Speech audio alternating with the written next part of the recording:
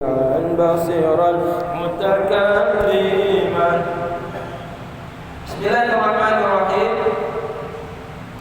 ومما يجب الإيمان به أيضا معرفة نسبه صلى الله عليه وسلم من جهة أبيه ومن جهة أمه.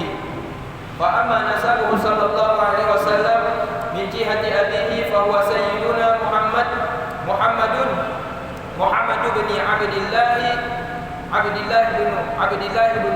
عبد المطلب ابن هاشم ابن عبد مناف ابن قصي ابن كلاب ابن كعب ابن لؤي بالحمزة وترك الحمزة يجوز أن نقرأ ابن لؤي أو ابن لؤي ابن غالب ابن فهري ابن مالك ابن نضر ابن كنانة ابن خزيمة ابن مدركة ابن إلياس ابن مضر ابن نزار ابن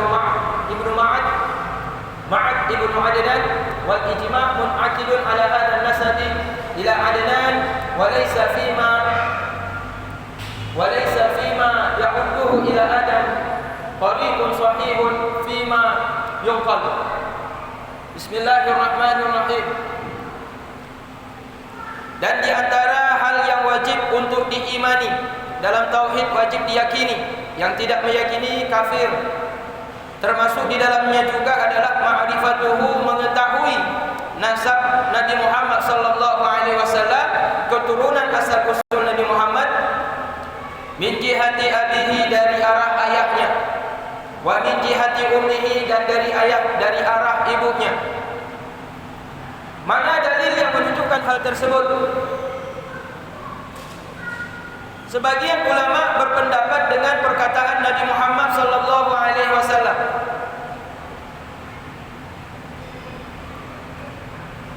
lam azal antakilu min asladi qahirina ila arhami qahirati ala anna jami'a abaihi sallallahu alaihi wasallam wa jami'a ummahatihi ila Adam wa Hawa laisa fihim kafirun li'annahu la yusafu bi taharati illa al-mu'minun wa ma ahsanu qawli ba'dihim wa jazim bi imanin lahum min Adam ila abihi al-aqrab al-mukarram wal ummahatu misluhum dalilu dha nassal kitab wal hadithu fakhadha kaqawlihi fi sajidina qad urida fihim riwayatun alaihi sanad falam yazal min sajidin muntakila li sajidin hadifuhum ni'mal musalla. Bismillahirrahmanirrahim. Diketahui orang, wajib mengetahui dalam arti kata tidak ada iman, tidak ada makna bagi orang untuk dikatakan dia itu beriman dengan ajaran Rasulullah, melainkan wajib mengetahui, wajib dia meyakini, mengimani dengan keturunan Rasulullah sallallahu alaihi wasallam, baik dari arah ayahnya maupun daripada arah ibunya. Nah, tapi yang diketahui dari demikian nasab Rasulullah sallallahu alaihi wasallam berdasarkan data yang valid, data yang diakui oleh para ulama, yang dimaksud dengan ma'rifah, mengetahui di sini adalah nasabnya Nabi hingga sampai kepada kakeknya Adnan saja. Jadi sampai kepada Adnan saja. Amma ma ba'dahu fala yajib. Adapun sesudah kakeknya Adnan maka tidak wajib diimani. Kalau ada yang berpendapat di atas Adnan fulan bin fulan, ada yang mengatakan fulan yang lain lagi, ada yang mengatakan fulan yang lain lagi, maka itu tidak wajib diimani. Yang wajib diimani silsilah Nabi sampai kepada Adnan. Bila khilaf, tanpa ada perselisihan di antara para ahli sejarah tentang keturunan Rasulullah mulai daripada Abdullah hingga sampai Adnan, tidak ada khilaf di dalamnya. Nah, Nanti itu difahami dulu bahwa yang kita wajib mengimani keturunan Rasulullah itu sampai kepada Adnan. Di luar Adnan sampai kepada Ismail sudah pasti sampai kepada Nabi Ismail. Cuma antara Ismail sampai kepada Adnan, itu agak sedikit kabur di situ. Ada banyak riwayat, banyak versi, tapi sampai kepada Ismail. Dan di antara yang wajib diimani dengannya Rasulullah juga adalah mengetahui nasabnya Rasulullah sallallahu alaihi wasallam, baik dari arah ayahnya maupun dari arah ibunya. Maka adapun bermula nasabnya Nabi Muhammad sallallahu alaihi wasallam dari arah ayahnya, maka bermula Rasulullah itulah junjungan kita. Muhammad putra daripada Abdullah. Abdullah putra daripada Abdul Muttalib. Abdul Muttalib kakek pertama. Kakek pertama putra daripada Hashim, kakek kedua. Hashim kakek kedua putra daripada Abdul Manaf. Abdul Manaf kakek ketiga. Abdul Manaf putra daripada Qusay. Qusay kakek keempat. Qusay kakek keempat putra daripada Kilab. Kilab kakek yang kelima. Kilab kakek yang kelima putra daripada Ka'ab. Ka'ab kakek yang keenam. Ka'ab kakek yang keenam putra daripada Lu'ay. Lu'ay kakek yang ketujuh. Lu'ay kakek yang ketujuh putra daripada Ghalib. Ghalib kakek yang kedelapan. Ghalib kakek yang kedelapan putra daripada Fihri. Fihri kakek yang kesembilan. Fihri putra daripada Malik. Malik kakek yang ke-10. Malik kakek yang ke-10 putra daripada Nadar. Nadar putra yang kakek yang ke-11. Nadar kakek yang ke-11 putra daripada Kinanah. Kinanah kakek yang ke-12. Kinanah kakek yang ke-12 putra daripada Khuzaimah. Khuzaimah kakek yang ke-13. Khuzaimah putra daripada Mudrikah. Mudrikah kakek yang ke-14. Mudrikah putra daripada Ilyas. Ilyas kakek yang ke-15. Ilyas putra daripada Madar. Madar kakek yang ke-16. Madar putra daripada Nazar. Nazar kakek yang ke-17. Nazar putra daripada Ma'ad. Ma'ad kakek yang ke-18. Ma'ad putra daripada Adnan. Adnan kakek yang ke-19. Sampai di sini ijma' sepakat ulama terikat ke atas nasab Rasulullah hingga sampai kepada Adnan. Kakek yang keberapa? 19. Antruk 20. Berarti yang diyakini bagi kita wajib meyakini silsilah Rasulullah sallallahu alaihi wasallam sampai pada kakeknya Adnan. Ini murni, ini bersih, diakui oleh ahli sejarah. Tidak ada khilaf di situ. Tidak ada perdebatan ulama tentang sampai pada kakek yang ke-9 yaitu Adnan. Walaysa fi ma ba'dahu ila Adam tariqun sahih. Dan tidak ada pada setelahnya. Setelah Adnan hingga sampai kepada Adam, Nabi Adam alaihissalam, bukan pada Ismail, bukan pada Ibrahim, tapi sampai pada Adam alaihissalam tidak ada tariq, sanad yang betul-betul bisa dipegang. Sanad yang sahih tidak ada di situ. Menurut riwayat para ahli hadis dan sejarah. Dan kemudian makna ayat yang kedua yang dimuliakan Allah Subhanahu wa taala. Sedikit kita masuk di sini.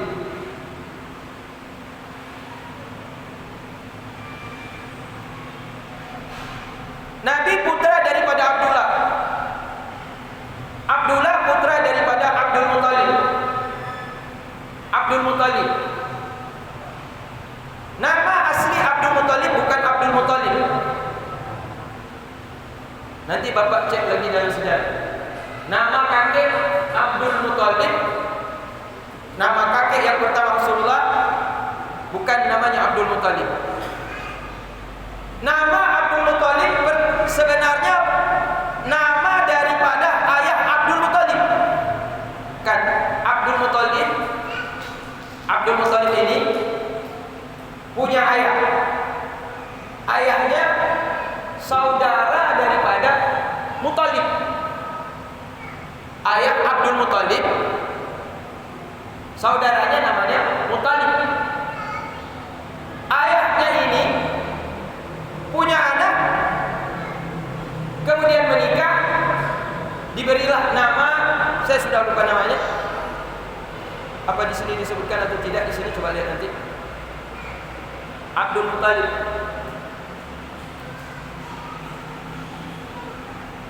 Ini Abdul Manaf, Hashim. Di sini banyak riwayat. Namanya Abdul Muttalib dikatakan orang menurut Ibnu Qutaibah Amir. Abdul Muttalib ayah daripada Abdullah. Menurut riwayat nama aslinya Amir. Menurut riwayat Ibnu Qutaibah. Wakila Syaibah. Dan dikatakan oleh sebagian orang nama asli Abdul Muttalib adalah Syaibah. Syaibatul Hamdi. Nah, dan hanya sayangnya masyhurlah dia disebut dengan nama Abdul Muttalib karena sesungguhnya ayahnya Abdul Muttalib aslinya sebenarnya bukan Abdul Muttalib. Nama aslinya Amir atau panggilan lainnya namanya Syaibah. Alasannya kenapa dipanggil dengan Abdul Muttalib? Kalau Abdul Muttalib, Abdul itu budak. Abdul itu budak atau hamba. Kalau dengan Allah hamba. Ya boleh juga kita katakan kita ini budaknya Allah. Abdullah budaknya Allah kita. Bahasa lembutnya hamba. Jadi Abdul Muttalib ketika disebut dengan kata Abdul Muttalib berarti budaknya si Muttalib. Budaknya Muttalib. Kenapa asli namanya Amir atau Syaibah kemudian berubah menjadi namanya Abdul Muttalib? Karena ayahnya li'anna abahu Hashiman. Ini sudah dapat. Ayahnya Abdul Muttalib yang bernama Hashim. Qala li akhihi al-Muttalib, berkata ia bagi saudaranya yang bernama Muttalib, sedangkan dia waktu itu berada di kota Mekah. Ketika di saat hadaratul wafat datang mendekat kepadanya oleh wafat, hampir meninggal dunia. Dia memberikan wasiat agar putranya itu dirawat oleh pada saudaranya. Jadi Abdul Muttalib kan putra daripada Hashim. Hashim hampir meninggal dunia, dia berwasiat Hashim ini kepada saudaranya. Saudaranya ini namanya Muttalib. Saudaranya ini namanya Muttalib. Kita ulang lagi. Muhammad putra Abdullah. Abdullah putra Abdul Muttalib. Yang jadi masalah Abdul Muttalib ini bukan nama asli. Abdul Muttalib ini namanya aslinya Amir atau nama aslinya adalah Syaibah. Kenapa sampai Syaibah ini ayah Abdullah, kakek Nabi yang pertama, kenapa sampai Syaibah atau Amir ini berubah namanya menjadi Abdul Muttalib? Ceritanya ayahnya Syaibah atau Amir ini yang namanya Hashim, kakek Nabi yang kedua. Hashim ketika Amir meninggal dunia berwasiat agar saudaranya Hashim yang bernama Muttalib untuk merawat putranya. Maka ketika saudaranya meninggal dunia, Muttalib ini Hashim ini meninggal dunia, maka Muttalib dia ingat. Kemudian diambillah putra daripada Hashim yang bernama Amir tersebut, dibawalah pulang dari Madinah, dibawa pulang ke negeri Mekah. Kenapa? Karena Hashim pada saat itu meninggal dunia di kota Madinah. Maka dibawa pulang. Ketika masuk ke dalam gerbang kota Mekah, putra saudaranya yang bernama Amir ini, putra saudaranya yang meninggal yaitu Hashim yang punya anak yang namanya Amir. Amir ini diletakkan di atas kuda, dituntun dengan kuda masuk gerbang kota Mekah. Maka oleh penduduk kota Mekah mengatakan, "Hada, ini putra ini, anak muda ini yang ditaruh di atas kuda ini Abdul Muttalib."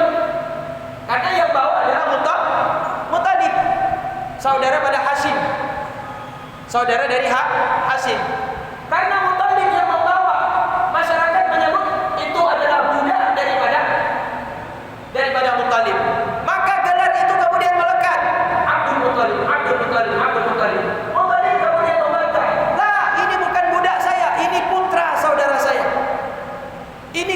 ini keponakan saya, anakku menurut. Ini keponakan saya, bukan budak saya ini. Tapi karena sebutan itu dah sering disebut, akhirnya dipanggillah dia itu menjadi Abdul Muttalib. Nama saya Irfan. Di Aceh itu lagi dipanggil Irfan. Nama saya Tengku Irfan. Kemudian dipanggil Ustaz Irfan. Karena pertama kali populer dipanggil Ustaz Irfan karena Bupati Jufri dulu. Jadi Bupati Jufri dulu ketika beliau bikin acara pengajian di pendopo bupati, selalu Ustaz Irfan. Ustaz Irfan. Lain Ustaz Tengku, kalau punya Tengku Aceh berarti. Mau Ustaz Irfan berarti urung tamu. Tapi kali hari Ustaz Irfan di Bupati Jufri, terus dino Ustaz Irfan. Lo pegah lo pun Ustaz, lo Tengku. Lo daya lo salah. Tapi punya lebih kahwin kali hari Ustaz Irfan. Jadi kamu lekat Ustaz Irfan. Lo pegah nak Irfan. Kali hari di Bupati Jufri, Ustaz Irfan. Ada le Irfan gado Irfan. Tengkunya gado kajik ku Ustaz Irfan. Lagi nyoci cerita. Sebenarnya nanti Amir. Nanggoknya ayah Abdullah, kakek Nabi yang pertama Amir, atau yang masyhur juga disebut namanya adalah Syaibah. Jadi mestinya punya tak terpegang dalam silsilah Muhammad bin Abdullah bin Syaibah atau Muhammad bin Abdullah bin Amir. Anak Abdul Muttalib. Karena Abdul Muttalib itu gelar penduduk Mekah menyangka. Mereka menyangka itu adalah budak daripada Muttalib. Ya inilah sampai kemudian terus sampai sekarang sejarah mencatat nama kakek Nabi yang pertama Abdul Muttalib. Padahal karena udah terbiasa. Jadi udah masuk dalam catatan sejarah, berubah namanya dari Amir Syaibah menjadi Abdul Muttalib. Jadi kakek Nabi Abdul Muttalib sebenarnya nama aslinya adalah yaitu Amir atau Syaibah. Kemudian ayat yang kedua yang dimuliakan Allah Subhanahu wa taala. Kalau kita lihat silsilah Nabi, yang pertama kakek Nabi Hashim tadi. Yang pertama kakek Nabi tadi itu Abdul Muttalib. Abdul Muttalib ini namanya Syaibah ataupun Amir, putra daripada Hashim. Hashim putra daripada Abdul Manaf. Kemudian Abdul Manaf putra daripada Qusay. Qusay kakek Nabi yang keberapa tadi?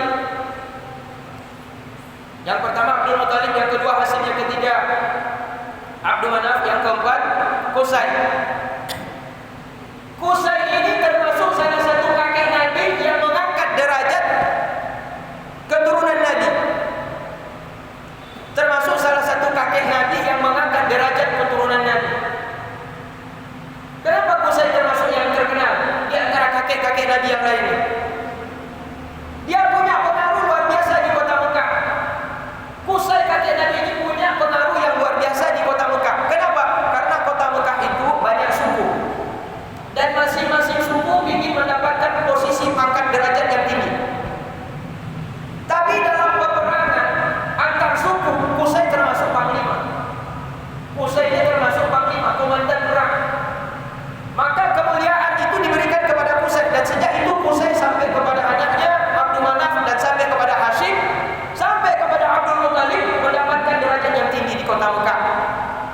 Maka mereka salah satu wewenang yang diperoleh, pangkat yang diperoleh, derajat yang diperoleh, mereka diberikan yaitu amanah menjaga mata air Zam-Zam.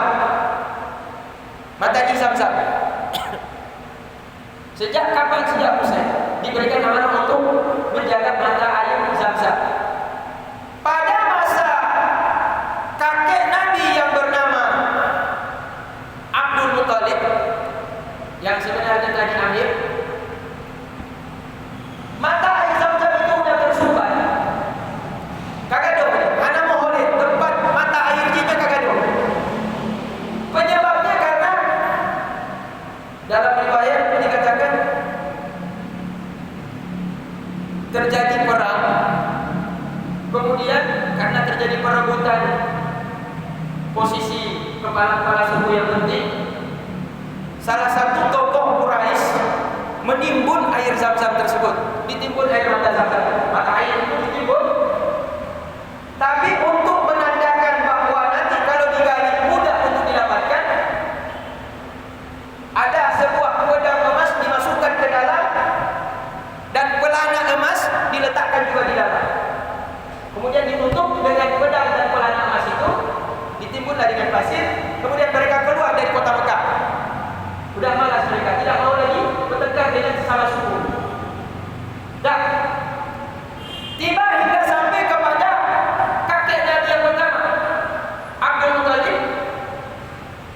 Beliau juga tetap mendapatkan amanah untuk memberikan minum orang-orang Mekah yang datang ziarah ke kota Mekah. Karena pada waktu air mata, karena pada waktu itu mata air Zam-Zam sudah tidak ditemukan lagi, maka orang-orang Mekah di sekitarnya itu mendapatkan air dengan cara mengumpulkan air dari berbagai tempat-tempat yang ada keluar air mata, dan yang ada keluar mata air walaupun sedikit ditampung pada satu tempat. Disitulah diberikan minuman kepada orang-orang yang ziarah ke kota Mekah.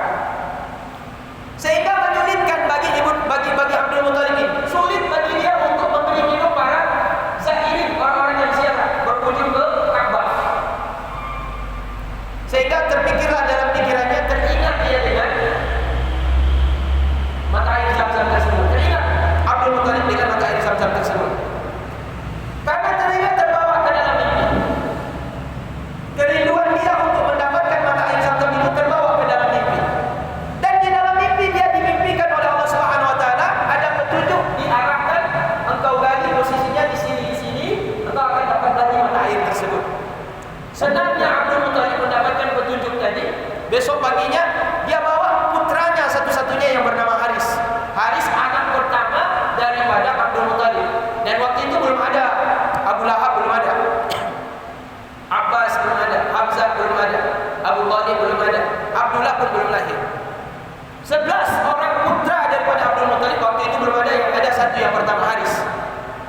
Maka pergilah mereka sesuai dengan petunjuk di dalam mimpi, dekat dengan Ka'bah, digali, ketemu. Bahagia Abdul Muttalib mendapatkan mata air, sumber mata air tadi tersebut. Tapi ternyata mata air itu tepat berada di antara dua berhala. Dua berhala, yang satu di kanan, yang satu di kiri. Melihat Abdul Muttalib dengan putranya ini sedang menggali-gali air dan menggali-gali tanah tadi, tepat di antara dua berhala, maka pemuja berhala itu pun marah. Dari bangsa Arab Mekah juga. Maka didatangilah Abdul Muttalib, dihardik, kemudian dimarahin dia. Jangan kau gali-gali di situ, Tuhan kami di situ. Merusak tempat Tuhan kami. Berhala. Jadi patung berhala itu penyebab kenapa dilarang Abdul Muttalib untuk menggali. Karena Abdul Muttalib ini sendiri dan dia cuma dengan satu orang putranya, maka dia tidak berani melawan. Tidak berani melawan Abdul Muttalib. Maka dia kemudian bernazar. Apakah nazarnya? Ya Allah, andai kata nanti engkau berikan kepadaku 11 orang putra laki-laki, maka aku akan mengorbankan salah satu mereka untukmu ya Allah. Tapi berikan kepadaku 11 laki-laki putra. Atas izin Allah Subhanahu wa taala, Abdul Muttalib menikah. Setiap menikah dapat anak, setiap menikah lagi dengan istri baru dapat anak, menikah lagi dengan istri baru dapat anak, menikah dengan istri baru dapat anak. Hingga jumlah anak itu pas 11 orang. Ketika anaknya itu sudah mulai remaja, sudah mulai dewasa, dalam mimpinya ditegur Abdul Muttalib oleh Allah Ta'ala, ingatlah janjimu, nazarmu. Kalau kau mendapatkan putra 11 orang, akan kau korbankan satu di antara mereka. Maka sedihlah Abdul Muttalib teringat. Tapi ini sudah menjadi kewajiban, harus dia laksanakan. Maka kemudian dia berdiskusi dengan tokoh-tokoh masyarakat, ketua-ketua suku. Bagaimana solusinya? Maka kemudian mereka mengambil, Abdul Muttalib sudah berencana untuk menyembelih salah satu di antara, tapi bagaimana cara menyembelihnya untuk menunaikan nazar itu, dia minta pendapat kepala-kepala suku. Oleh kepala-kepala suku itu disebutkan caranya adalah dengan mengundi. Mengundi. Anak panah ditulis nama masing-masing anaknya. Kemudian diambil, ketika diambil salah satu, siapa yang keluar itu yang disembelih. Ternyata ketika 11 anaknya sudah ditulis pada busur anak panah itu, masing-masing dengan nama-nama yang berbeda. Ketika Abdul Muthalib mengambil anak panah, ketika dibaca dibuka Abdullah. Nama Abdullah yang keluar. Padahal Abdullah ini adalah anak yang paling disayang oleh Abdul Muthalib. Anak kesayangan. Dan anak kesayangan karena lembut sekali Abdul Muthalib. Luar biasa tampannya. Tampan sekali Abdul Muthalib. Beda dengan yang lain-lain. Beda dengan Abbas, beda dengan apalagi Abu Lahab. Jauh beda. Maka Abdul Muthalib sudah ketika keluar nama Abdullah, maka dia sudah berniat, ya sudah kalau begitu tetaplah harus kita laksanakan, yaitu menyembelih Abdullah. Hal ini dicegah oleh tokoh-tokoh kaum Quraisy. Kepala-kepala suku tahu ini putra kesayanganmu, jangan disembelih. Coba undi sekali lagi. Karena undi sekali lagi maka harus bayar denda. Kan pertama semestinya sembelih, tapi ditunda, undi sekali lagi. Menundanya itu ada denda. Dendanya bagaimana? Mereka pergi ke Madinah. Enggak sembarangan. Pergi ke Madinah. Dari Mekah Madinah kan jauh. Kalau sekarang aja sampai 6 jam, 8 jam. Naik bus. Kalau dulu bagaimana itu? Naik onta. Berminggu-minggu sampai ke sana untuk cari solusi. Ternyata di sana itu ada semacam tokoh agama lah. Kalau di buku sejarah disebut peramal. Maka kalau peramal kan sudah kahin tuh. Kahin berarti bisa kafir ya. Sedangkan silsilah keturunan Nabi ini kakek-kakeknya nggak ada sempat melakukan perbuatan-perbuatan musyrik, syirik nggak ada. Tapi di sejarah disebut itu peramal. Kalau saya dicontoh kepada tokoh agama, pergi sampai ke kota Madinah minta pendapat kepada tokoh agama, dan tokoh agama ini kalau ada masalah selalu dia memberikan solusi. Pokoknya di masyarakat Jazirah Arab minta pendapat daripada tokoh agama tersebut. Maka oleh tokoh agama di Madinah dikatakan, ya Abdul Muthalib, jalan keluarnya adalah boleh engkau menunda menyembelih putramu Abdullah ini, undi lagi dengan catatan harus membayar denda 10 ekor onta. 10 ekor onta. Disetujui oleh Abdul Muthalib. Pulang. Dan kata tokoh agama ini di Madinah, kalau yang keluar pada undian yang kedua putramu lagi Abdullah, bukan yang lain, dan engkau tidak ingin disembelih, maka denda lagi 10 onta. Kalau keluar lagi, denda lagi 10 onta. Hingga kalau sampai keluar yang lain, maka silakan kau tunaikan dasar. Nah, selesai itu pulang Abdul Muthalib. Abdul Muthalib pulang, maka dilaksanakanlah nazarnya untuk yang kedua kali. Dibuatlah undian, ditaruh namanya di anak panah, 11 nama, 11 anak panah, kemudian diambil salah satu. Udah diserahkan pada tokoh masyarakat, udah diundi. Abdul Muthalib tinggal ambil. Yang keluar lagi Abdullah. Maka ditebus oleh Abdul Muthalib 10 onta lagi. Kemudian undi lagi yang ketiga, keluar lagi Abdullah. Hingga sampai yang keempat, kelima, ke-6, ke-7, ke-8, 9, hingga yang ke-100, hingga yang ke-10. Pada yang ke-10 baru keluar nama onta. Onta. Bukan